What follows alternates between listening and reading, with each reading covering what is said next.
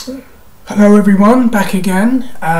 Maybe 15 pounds heavier because of all the eating and alcohol and chocolate and everything, and I think I've put on a stone, if that's even possible, in the space of about 6 or 7 days. And this is like a normal wrestling MMA video. This is just something I wanted to say and get out there.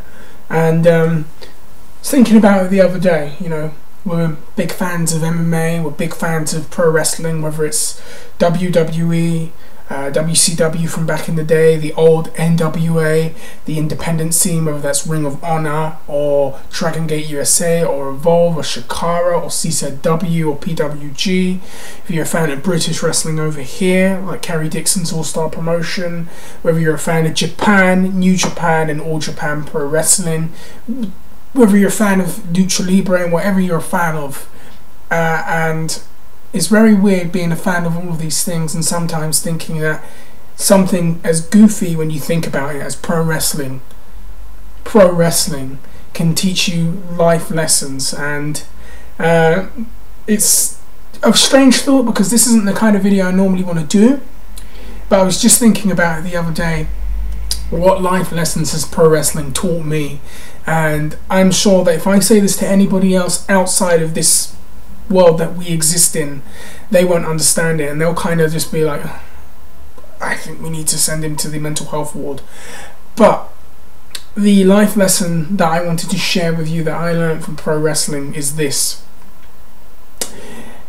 If you meet a woman and she comes up to you with her hands behind her back and she skips towards you, and her first name is initials, and she does this, and then afterwards she skips back off from you, you know what you need to do? You need to run and go in the opposite direction. No, I'm just joking.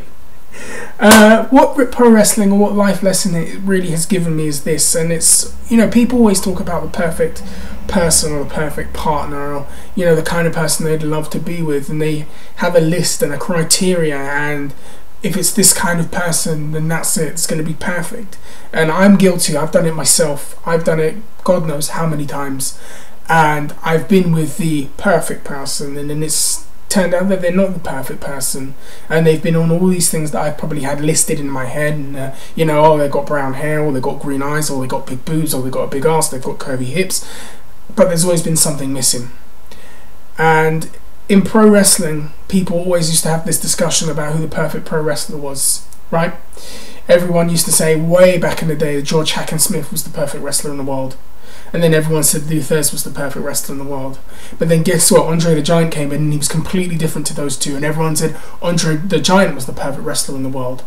But then Dusty Rhodes came in and everybody said Dusty Rhodes was the perfect wrestler in the world, and he didn't look like any of those three. Dusty was fat, he had man boobs, he wore polka dots, he wore cowboy boots, he had bleached blonde hair, he had a funny looking face and he sounded funny. But guess what? He caught on with people. But then people said, wait a minute, Ric Flair's the perfect wrestler in the world. And Ric Flair looked nothing like Dusty. They both had charisma, but he was completely different to Dusty.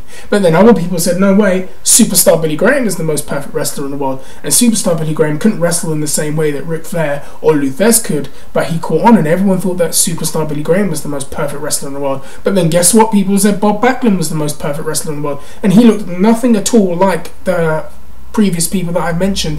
But then guess what? People said Hulk Hogan was the most perfect wrestler in the world, and Hogan was nothing at all like Bob Backlund. And then the list goes on. Bret Hart, Ultimate Warrior, Shawn Michaels, Steve Austin, Yokozuna. The thing is, what I'm getting at is, in my mind, and what I've learned from pro wrestling, is there really is no such thing as a criteria or a perfect person. Someday, somewhere, someone just catches on. Steve Austin just caught on, remember? And management said, this guy's just a fine mechanic, he's just a mid-carder, we'll give him a contract. Eric Bischoff told him, we can't market you and you wouldn't go anywhere. And then look what happened. He ended up becoming one of the biggest stars of all times. Triple H, as much as I don't like him politically, he ended up having a hell of a career. The Rock, remember everyone said The Rock would never make it. 96, 97, they all said, oh, are you sure? This guy, really? I don't think so. In fact, we all chanted, Rocky die, Rocky die, Rocky sucks, die, Rocky die. and hurled abuse at him because we just didn't like him, and then he caught on, and now we love him and we want him to win the belt and beat CM Punk at Royal Rumble.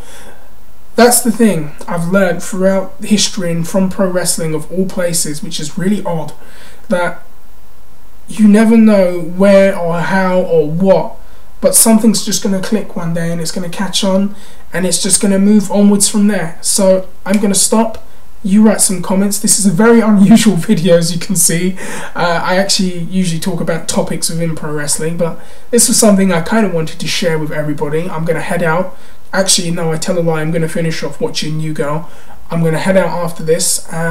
You let me all know what you think. If you think I'm crazy, let me know. And I also want to say a special thank you to everyone who subscribes to my channel, everybody who visits my channel, everyone who comments on my channel. It's been so much fun throughout all of 2012. I'm not going to lie.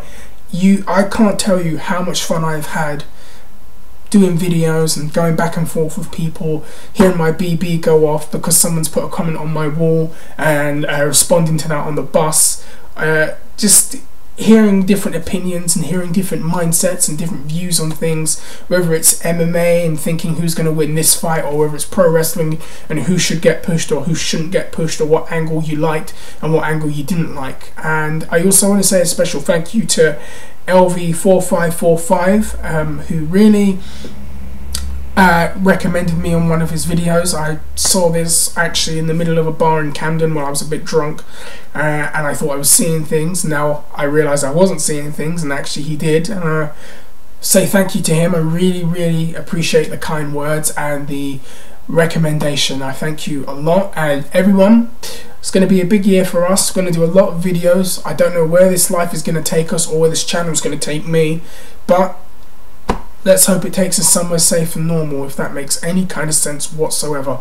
Anyways, as you can see, as I always say, I'm waffling, I'm drying out. Write some comments, let me know what you think, and I will see you all very soon. Take care.